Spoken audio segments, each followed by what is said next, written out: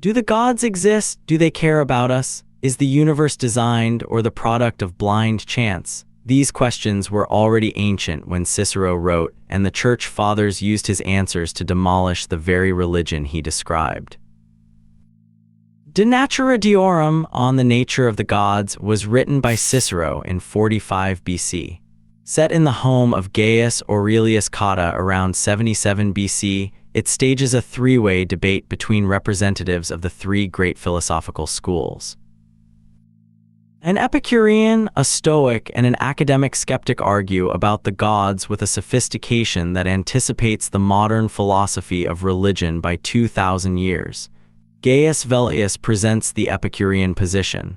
The gods exist, the universal consensus of humanity proves it. But they are not what traditional religion teaches. The gods are composed of atoms like everything else. They dwell in the spaces between worlds, perfectly blessed and perfectly indifferent. They did not create the universe. They do not govern it. They do not reward the good or punish the wicked. They exist in eternal tranquility, models of the happiness that Epicurean philosophy promises to mortals. Worshipping them is appropriate not to gain their favor, but to contemplate their perfection.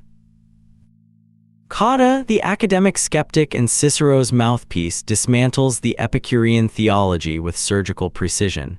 If the gods are made of atoms, they can be destroyed when those atoms disperse. If they do not act on the world, they are irrelevant. If universal consent proves the gods exist, it also proves they govern the world, since that is what most people believe. The Epicurean gods are a polite fiction, atheism dressed in religious vocabulary. Velleius has preserved the word God while emptying it of all meaning. Quintus Lucilius Balbus presents the Stoic position with magnificent eloquence. The universe itself is divine, a living, rational, purposeful whole. 4 arguments prove the gods exist. First, the universal belief of all peoples. Second, the beauty and order of the cosmos, who seeing a sundial would deny an intelligence behind it. Third, the abundance and regularity of nature's gifts to humanity. Fourth, the terror of celestial phenomena, storms, earthquakes, eclipses, which reveal powers beyond human control. Balbus develops the Stoic design argument with stunning detail. The eye is perfectly constructed for seeing. The hand is perfectly adapted for grasping. The seasons follow one another with mathematical regularity. The stars move in predictable orbits. Nature provides food for every creature and medicine for every disease. This cannot be the work of chance. Where there is design, there must be a designer. The universe is the work of divine providence, and every part of it serves a rational purpose. The Stoics argue that divination, the art of reading divine signs in omens, dreams, and natural phenomena, proves that the gods communicate with humans. If there are gods and they are rational and they care about us, they would naturally provide signs. The entire Roman system of augury, reading the flight of birds, examining animal entrails, interpreting lightning, is evidence of divine care. The gods are not distant Epicurean idlers, they are actively involved in human affairs. Cotta's attack on the Stoics is devastating. If the gods are providential, why do bad things happen to good people? Why do storms destroy the innocent? Why do earthquakes level cities? The claim that everything serves a purpose is contradicted by the existence of poisonous plants, dangerous animals, and fatal diseases. As for divination, if the gods can foresee the future, they could prevent disasters. If they cannot prevent them, they are not all-powerful. If they choose not to prevent them, they are not benevolent. Cotta presses the problem with relentless logic. The Stoics say the gods give humans reason. But reason is the tool of the con artist as well as the philosopher. The Stoics say the gods give humans resources, but resources enable war and tyranny as well as civilization. Every divine gift is double-edged. If providence is real, it is remarkably poor at its job.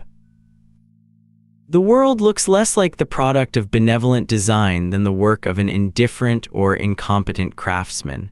Cotta does not deny the gods, he is himself a pontifex, a Roman priest. but he insists that philosophical arguments for their existence all fail. We should worship the gods because tradition demands it, not because philosophy proves they exist. This is the academic skeptic's position: suspend theoretical judgment while following practical custom.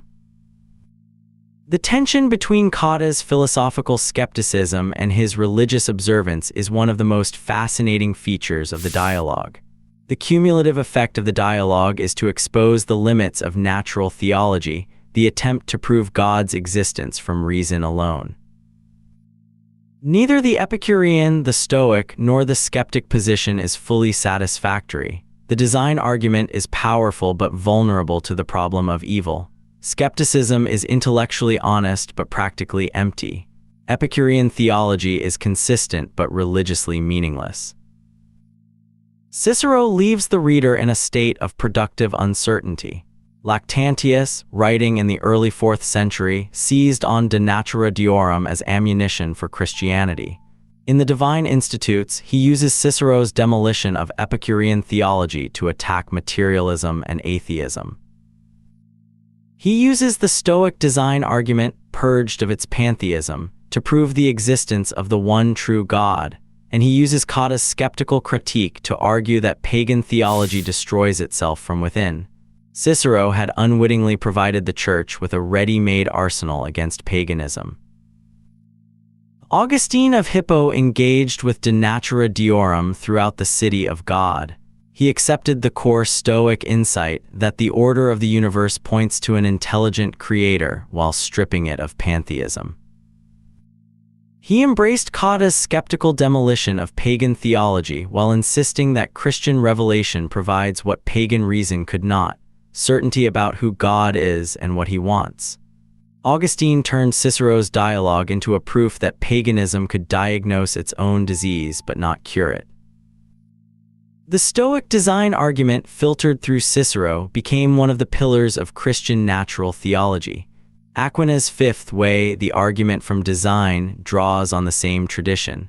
When Paley pointed to a watch and inferred a watchmaker, he was echoing Balbus' sundial. When modern theists argue from fine-tuning, they walk the same path the Stoics blazed in Cicero's dialogue. De Natura Deorum is the fountainhead of the design argument in Western thought.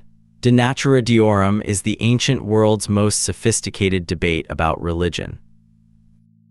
Its arguments for and against the existence and nature of the gods remain philosophically live.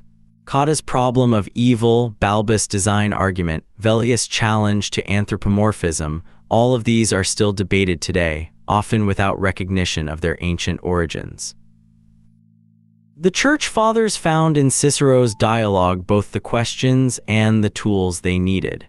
They kept the design argument, adopted the skeptical critique of paganism, and supplied the answers that Cicero's academic skepticism could not. Revelation, incarnation, and a God who is not merely the order of the cosmos but its creator.